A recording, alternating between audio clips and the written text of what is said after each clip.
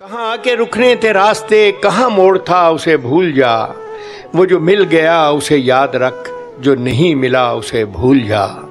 मैं तो गुम था तेरे ही ध्यान में, तेरी आस तेरे। अमजद इस्लाम अमजद ने अपनी जिंदगी हर तरह से मुतमईन और खुशहाल तरीके से गुजारी। उन्हें घर का सुख भी नसीब रहा और उनका फनी सफर भी कामयाबियों से इबारत रहा। उन्होंने जिस चीज को हाथ लगाया वो सोने में तब्दील हो गई, फिर चाहे वो ड्रामा हो, फिल्म हो या फिर गीत। हर सिन्फ में अमजद इस्लाम अमजद ने अपने फन का लोहा मनवाया, जिसकी वजह से उन्हें न सिर्फ शोहरत मिली बल्कि उन्होंने ठीक ठाक दौलत भी कमाई, जिससे वो इंतहाई खुशगवार जिंदगी गुजारने में कामयाब रहे। अमजद इस्लाम अमजद कितने अमीर थे, घर गाड़ी समेत क्या कुछ बना रखा था। पाकिस्तान के अमीर तरीन शायर एक मुशायरे का कितना मुआवजा लेते थे। अपने बच्चों का मुस्तकबिल बनाने के लिए दिन रात एक करने वाले अमजद इस्लाम अमजद के बारे में हम बताएंगे आज की इस वीडियो में।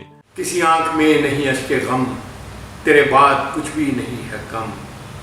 किसी आंख में नहीं अश्के गम, तेरे बाद कुछ भी नहीं है कम। तुझे जिंदगी ने भुला दिया, तू भी मुस्कुरा।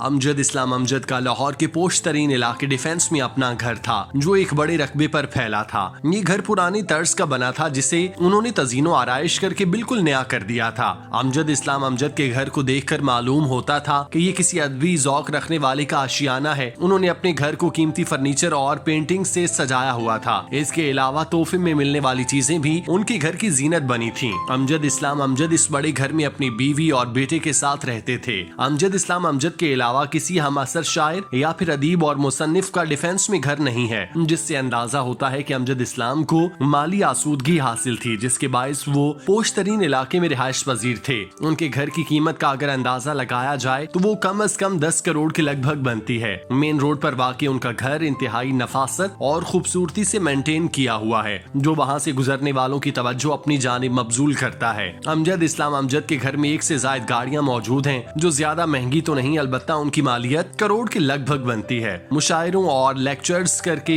अमजद इस्लाम अमजद को एक शहर से दूसरे शहर भी ट्रेवल करना पड़ता था, जिसके लिए उन्होंने गाड़ी ले रखी थी, जो उनकी बुनियादी जरूरत थी। अमजद इस्लाम अमजद न सिर्फ शायर थे बल्कि वो अदीब, मुसन्निफ, नगमा निगार, स्क्रीन प्ले राइटर होने के साथ साथ एक उस्ताद और लेक्चरार भी थे। अमजद इस्लाम ने पाकिस्तान टेलीविजन के लिए तारीख साज ड्रामे लिखे और बदले में माकूल मुआवजा कमाया। जब वो फिल्में लिखना शुरू हुए तो यहाँ भी उन्हें मुंह मांगा मुआवजा दिया गया, जिसकी वजह से वो माली तौर पर मुस्तहकम होते चले गए। उस वक्त चूंकि नगमा निगारों की भी खूब मांग थी, तो यहाँ भी अमजद इस्लाम ने अपना सिक्का मनवाया और बहुत से गुलकारों के लिए नगमे लिखकर उनका करियर बनाने में मदद की। अमजद इस्लाम की मकबूलियत पूरी दुनिया में फैली हुई थी। दुनिया में उर्दू और पंजाबी कम्युनिटी उन्हें मुशायरों में मदऊ किया करती, जिसके सारे खराजात ऑर्गेनाइजर बर्दाश्त करते, जबकि अमजद इस्लाम मुशायरे में शरीक होने के लिए मुआवजा वसूल करते थे। बाज़ औक़ात वो मुशायरे के पैसे भी नहीं लेते, लेकिन जहाँ उन्होंने लेने हों वो मुँह मांगे पैसे लिया करते। चूंकि लोग उन्हें सुनने के लिए दौड़े चले आते, तो इसीलिए फिर उनकी मतलूबा रकम दे दी जाती। अमजद इस्लाम ने किताबों और शायरी मजमुओं से भी खूब पैसा कमाया। उन्होंने किताबों पर रॉयल्टी की मद में पैसे मिला करते थे। उनकी किताबें अदबी ज़ौक रखने वालों के लिए किसी तोहफे से कम नहीं थीं, इसीलिए वो हाथों हाथ बिक जाती।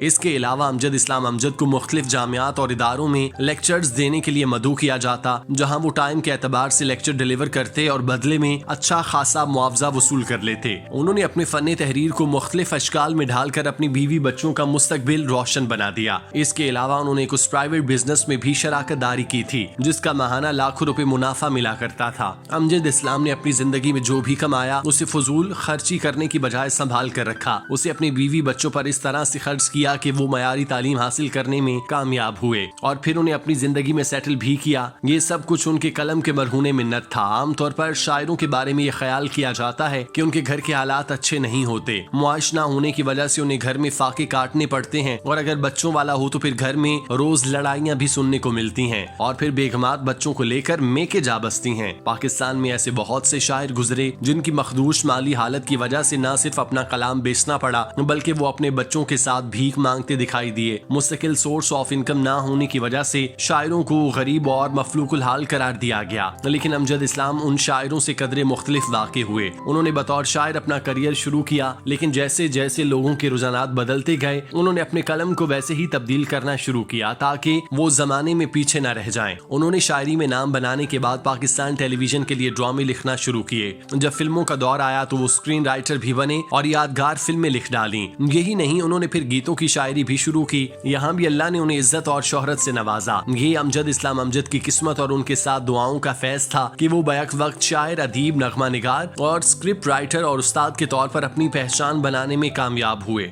कहाँ आके रुकने थे रास्ते, कहाँ मोड़ था उसे भूल जा, वो जो मिल गया उसे याद रख, जो नहीं मिला उसे भूल जा।